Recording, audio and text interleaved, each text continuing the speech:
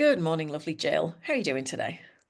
I am really good today. Thank you very much. Happy to see you. What about you? Yeah, I'm really well, thank you. And I'm looking forward to this chat ever so much because I think it's going to be really useful to people. We said that we would chat today, didn't we, about our three biggest lessons working with clients over the years. And for those people who might just be coming into contact with Jill and I for the first time, maybe it's helpful if we just very quickly sort of say who we are, what we do. Um, So, Jill, why don't you go first and just tell everybody what you do?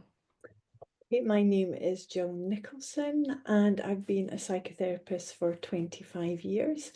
In the past, I have run services in Edinburgh for recovering service users.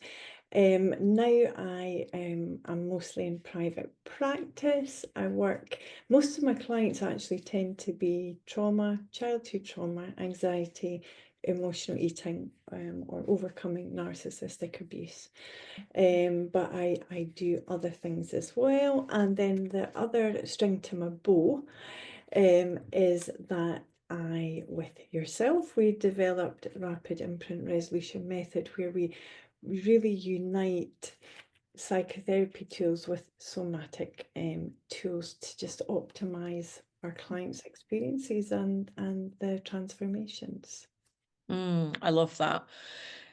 And so, in the same vein, my name is Emma Starling. If you haven't come across me before, um, I run the Daily Tap on Facebook, LinkedIn, and YouTube. And I am a master practitioner, trainer, and mentor in emotional freedom technique, but my own kind of way of doing it, which is trauma sensitive somatic EFT. And it's called that because it's actively developed and kind of modified to minimize re-traumatization at every step of the client interaction. And so it's very natural that Jill and I would come together and do rapid imprint resolution method because our methods just were magnetized almost to each other, weren't they? And they're so complementary. And I think we were thinking in this chat that, it would be really useful to outline our three biggest lessons, each of us, in working with our clients, because it helps other therapists and practitioners to understand and learn maybe from that, and hopefully take away some tips, as to maybe something you can add to your toolbox as well, right? Yeah, absolutely. And I think, do you know, in the past, in clinically supervising other practitioners, sometimes it's a topic that can make practitioners, therapists, a bit anxious about working with people who have had trauma, complex trauma, childhood trauma. And I think it's great that there's so much more information out there nowadays, and hopefully, I always find it hugely interesting hearing about it from other practitioners' points 100%. of view as well. Yeah. It can be deeply teaching. So yeah. Yeah. I love that. You really do have a richness of experience. And so I would love to hear, Jill, what are your three biggest lessons? And we can just kind of throw it around a little bit. Okay, my three biggest lessons over 25 years. Um, First one is really deeply understand the client's experience of that trauma, the impact of it on them. Because it might be that, for example, Emma, maybe something that happened to you, you might experience it as a stress. Happened to me, I might experience it as a trauma. Hmm. So we might have clients who come with something that maybe society might think was more of a stress than a trauma, but it's a massive trauma to them. Mm. Or sometimes I've had clients, I think, how are you still standing? And so understanding the meaning to the person and the impact in their life, because as we do in rapid imprint resolution, it leaves a trauma imprint. Mhm. And from that imprint, we we live that out. We live it out in our present. So that would be the first one. Be able to put one of your feet in your client's shoes and understand what it means to them. Yeah. The second one would be that I don't know about you, often clients who've had trauma come a bit frightened about, if I open this up, where is it going to go? Is Massively. it going to floor me? Yeah. You know, am I going to feel worse? How will it be after a session? And so the way I work, I know you do too, but I'll leave that to you. But the way I work is that if a client wants to talk about the trauma that had happened, that is absolutely fine if they want to give detail around that. And some clients do. I mean, sometimes you can have a client who's never told anybody something that happened to them. So that being witnessed by another can be really important. But equally, because that trauma imprint is the impact of it we'll see in the everyday. You know, that maybe a client comes and say their self-worth due to something that happened is not good. Maybe they're telling you, oh, they'd love to go for this job, but they wouldn't get it. No, they wouldn't. Or that they're maybe being treated not very well by a partner because they don't think they deserve anything better. So what a client brings in a weekly session will guide us anyway to that trauma imprint without necessarily absolutely detailing what happened. We can actually get the root cause by the impact, and that can feel a bit less threatening really for some clients, and more doable. So I think Yeah. that's really important. I think it can be a myth that you have to say exactly, and I know I've encountered lecturers and therapists who've like, yeah, the person has to own it and detail every bit. That's not where I come from. And as you were saying earlier, the danger of re-traumatizing, Yeah. you know, and we have to be so aware of that as therapists and where we leave the, excuse me, where we leave the client. And the last one has been my most profound learning over the last few years, and that is to optimize healing from trauma. In the work I do, I needed to bring a somatic part in. Yeah. It's kind of how we met each other because you were searching for some psychotherapy tools. I was searching for a somatic part.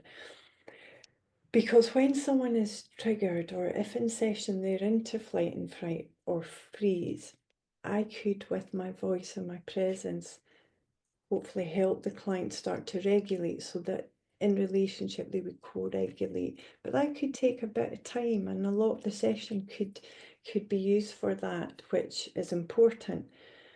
But when I discovered tapping, EFT, I realized I could help a client impact their nervous system in the moment Yeah. in a way that they can then take and do for themselves in between the sessions. Um, and and so our mind might remember what happened to us, or maybe it blurs it a bit, or maybe it tucks it away somewhere we don't even know. Mm. But the body stores it and the body remembers. Mm. And that's why the somatic part is so important. And I'm so grateful to have encountered yourself and EFT. And I often finish a week with clients and thinking, oh, thank God I had EFT for that session, or with that Yeah. person. Thank God I've got that tool now. So that's my biggest learnings. Um, That's so powerful. And when you try and condense 25 years into three biggest lessons, it's quite an ask, isn't it? But you've done it beautifully because I think really it's those layers that kind of run through that you see that can be a massive blocker for anyone, can't it? You know, if it's done wrong or if it's done, let's say, not in a certain way. So I love that. Um, yeah. And so what about you? What are your big three? So anyone who knows me, and for those of you who don't, I am a word nerd. So I love alliteration. I'm also very driven by my intuition. So as Jill was talking there, I just had it pop into my head to alliterate my three, which I've managed to do. So the first one is axe. Now, there's sharpening the axe is a concept that I teach my practitioners. It comes from a very old quote from Abraham Lincoln that says, "If you give me 6 hours to chop down a tree, I will spend the first four sharpening the axe."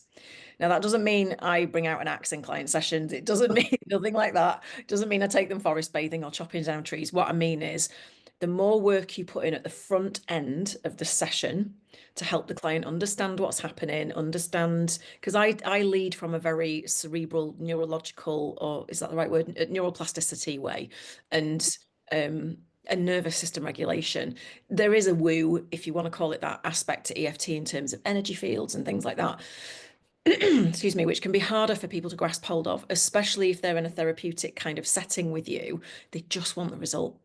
Mhm. So I spend that bigger amount of time, if you like, sharpening the axe at the start of a session by helping them to understand what's happening in their bodies right now, linking the ways that they're feeling, what's coming up with them, with a very tangible, very graspable, kind of Mhm. very succinct understanding in the event that they don't already have that, and spend a lot of time building more of a sense of safety and capacity in the body. Because until you do that, you can talk till the cows come home, but there's all of this stuff that's stored in the body. It needs to feel safe to complete itself, which is why our stuff works perfectly together. And the talking is fantastic for the conscious mind to get involved and understand it and all the rest of it. And I've seen such a huge shift with people where sometimes it's felt like I've spent three-quarters of the session at the start building that capacity for people who were very anxious or whatever. It's not always linear. You don't always have to spend an entire session or three-quarters. Sometimes it's just 5, 10 minutes. Yeah. But that time at the beginning is so precious to help them understand that they actually have a choice, that they can kind of move into an area, place their attention on an area of their body that feels neutral or comfortable or safe. Because sometimes you do that and they go, oh, so I can actually still feel safe and calm and neutral and comfortable and soft and whatever that word they want to use is, whilst I'm still feeling anxious and dysregulated and panicky and or whatever. And that's a bit of a light bulb moment in and of itself, that they can hold that duality in their body. And Yeah. so you can kind of touch into the softer place and then come back to the more anxious place and then go back to the softer, relaxed, more neutral place and stay there a little bit longer. And when you pendulate between like that, Mhm. they start to relax. Mhm. So that's just one of the things that I do, a lot of regulation at the start of the session to get the body relaxed and also to get them back in their bodies, because we're taught to lead with this, right? Yeah. We're Yeah. taught problem solve, think fast, make decisions, be resilient, do this, get up and, get back up Mhm. after a setback. Yeah, that's fine. But when your body's like, no, can't do it, there has to be a period of regulation and safety where almost like the whole body, and I'm sure you've experienced this, I know I have. Sometimes people will start tapping with me and their whole body will just go, oh, thank God. It's that we call it the EFT sigh, right? It's when the body and the cells and the nervous system is just like, oh, thank goodness for that. Finally, Yeah. I'm Yeah. okay in this moment. It doesn't mean everything's perfect. It doesn't mean everything is fixed or sorted out.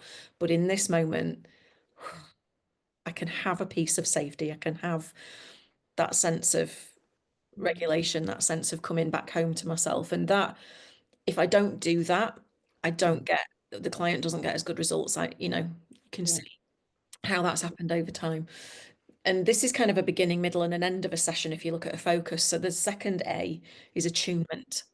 Attunement for me, as you know, is everything. As you're going through a session, it's all about finding, and again, this is from a tapping perspective, right? So it's all about, for me, using wording that does not create this, make the subconscious go, nope. So, like, for example, there's a really kind of outdated view of tapping that it's just, you know, spiritual bypassing and full of affirmations, and I am safe and all is well, even when the client feels Yeah. like No. could not be Yeah. furthest from my personal truth right now, right? Yeah. Yeah. And so if you were feeling like that and I got you to say, yeah, and even though all this rubbish is happening in my life, I am completely safe and all is well, your subconscious will be screaming at you, Yeah. uh, no. No. Yeah. Straight away, that Yeah. door is closed. Yeah. So yeah, from the very first, so I actually, it's quite controversial probably for a lot of people, but I don't believe in saying, at least at the get-go, I deeply and completely love and accept myself, because that is a massive can of worms. absolutely. Yeah, Massive. Because if self-acceptance and worthiness is at the root of somebody's problem, getting them to say that at the beginning of a session, they'll be like, oh God, I can't even do that right. And it's going to bring up, yeah, and you're off track.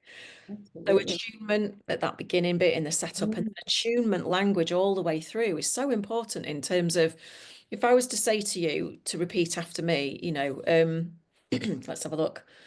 I'm starting to think of this a different way, and you weren't quite there yet. We could creep around that and say, I wonder if maybe I'm starting to consider, I wonder if it's possible. That's a great phrase that I learned from a past mentor called Pamela Bruner. Hi, Pamela, if you're watching. She's fantastic. And she taught me that when you get down to the collarbones to say, I wonder if it's possible that whatever is a beautiful, soft, gentle, kind yeah, of dipping a toe in way of bringing in a mm, reframe. And yeah, there's lots of ways that you can attune your words so as not to get the subconsciouses back up, create yeah, resistance where we least need it, and stop a session in its tracks pretty much. And so the third one then is attachment. Your attachment to the outcome. As a practitioner, drop it. And I know that can be hard because we are taught that particularly as healers, because I'm not classed as a therapist. I'm a healer and a therapeutic EFT practitioner. mhm, For me, one of the biggest things that I struggled with, and one that I've seen with my practitioners sometimes as well, is that they feel responsible for the client's outcome. And in a yeah, therapy yeah, setting, I get that because they're coming to you with deep trauma. That's given most of the time from the get-go. And in this kind of a co-creative setting that we do in emotional freedom technique, there is an aspect of, your stuff. As long as you're regulated at the start of a session and you've kind of got your stuff out of the way as best you can so that transference and projection don't happen, and you can hold that safe space, even if the client is struggling, you are solid. You are an anchor for them, a co-regulative type anchor.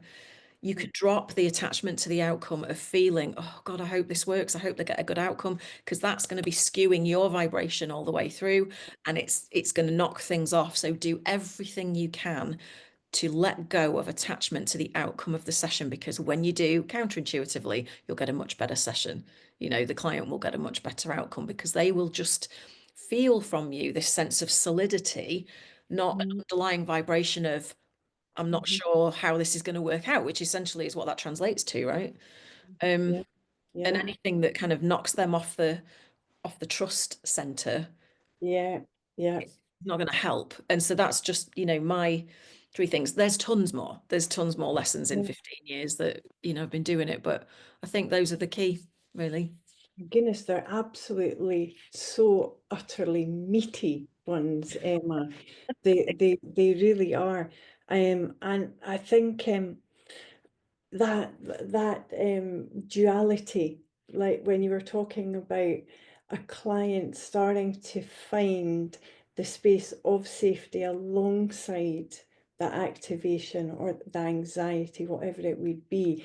And I know exactly what you're saying. There's almost that you can see it dawn in someone's eyes. That's a really nice place. It's like, oh, I had one client say to me, what is that? Oh, I'd had really? like horrific childhood abuse and then substance use later. And it was almost like, what was that? Because they did not have that sense of peace within themselves, safety within themselves. So sometimes we're retraining it. But at the beginning of that, I think it's being able to hold that duality. I feel so anxious. Yeah. Okay, but there's a part of me I can lean a bit into that. Both. It's not one or the other. I think that's such an important point, within the work. And I love that your attunement. And I know that's the way that you teach it, and we teach it in rapid imprint resolution. And I love it because, as you say, if you end up with someone like, oh, I love and accept myself, it's like, no, I don't. It's Yeah. resistance. Oh, no, we don't. The door shuts, the trust is gone. It's like, you don't get me. you don't get me because, I've just told you I've got self-esteem problems and you're just saying, oh, I love and value myself. I don't, that's why I'm here. Exactly. It's that part, but also because then there's a cognitive dissonance. So we're done. It's like, Yeah, it's check out. I think that is so important and can be really triggering as well for clients who have not felt heard or have felt misrepresented. Clients that have had around them people who have really strong narcissistic traits.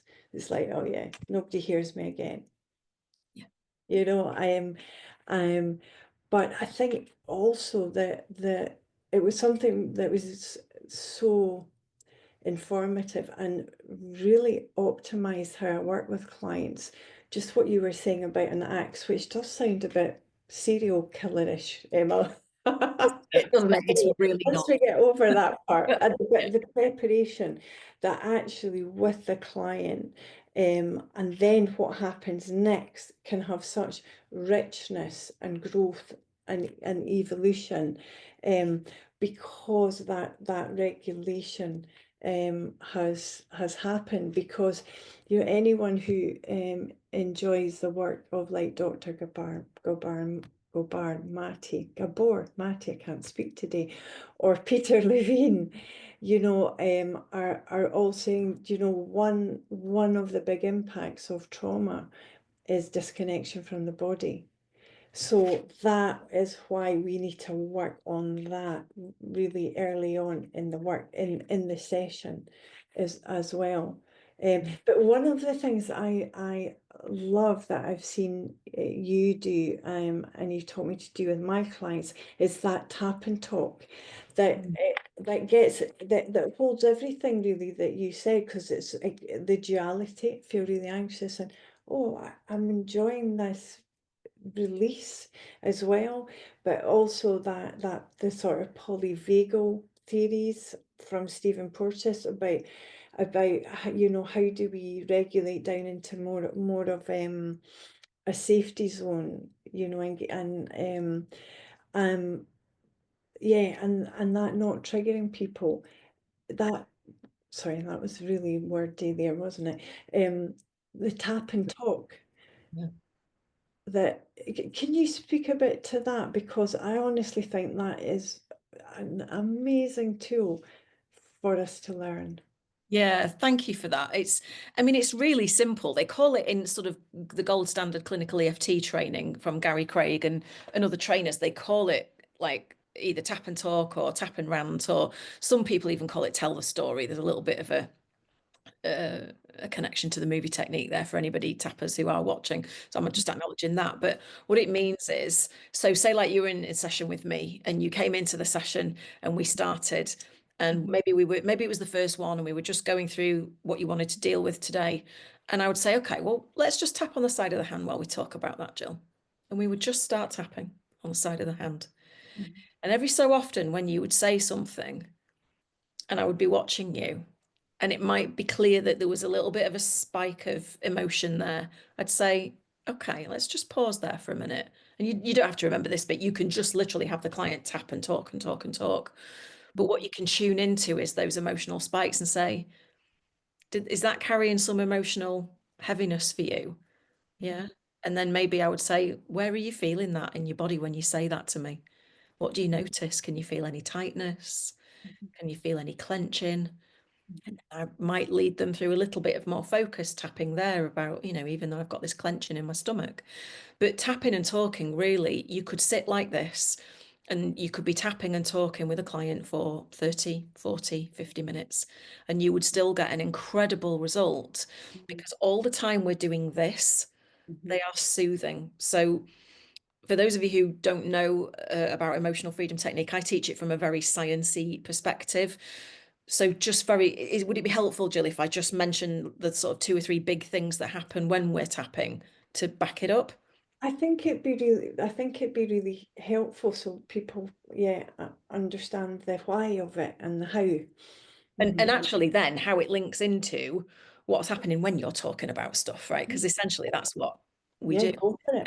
Go for it. So if a client is in session with me, Um, let's put it this way.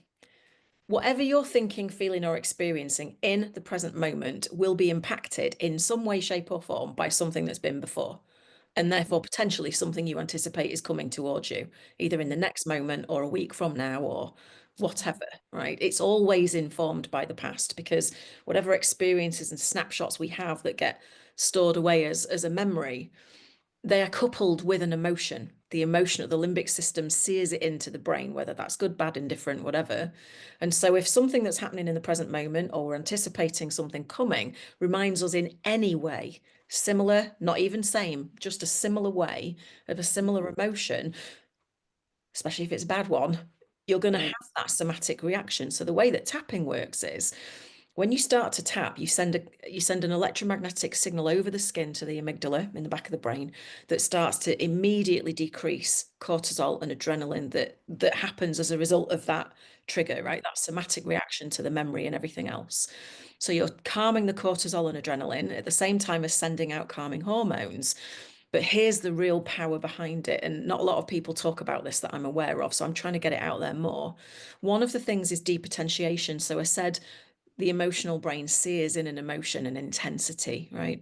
Depotentiation while you're tapping means it's dissolving that emotional charge that is linked to that flash of memory that zips down that neural pathway or highway and creates that same response. And at the Yeah. same time, it dissolves that neural pathway that even links that memory to the body. If you imagine it a balloon and down a string to the body. So think about that for a minute. What that means is you can remember that thing, but there's no string. The neural pathway isn't the same if you've collapsed it properly.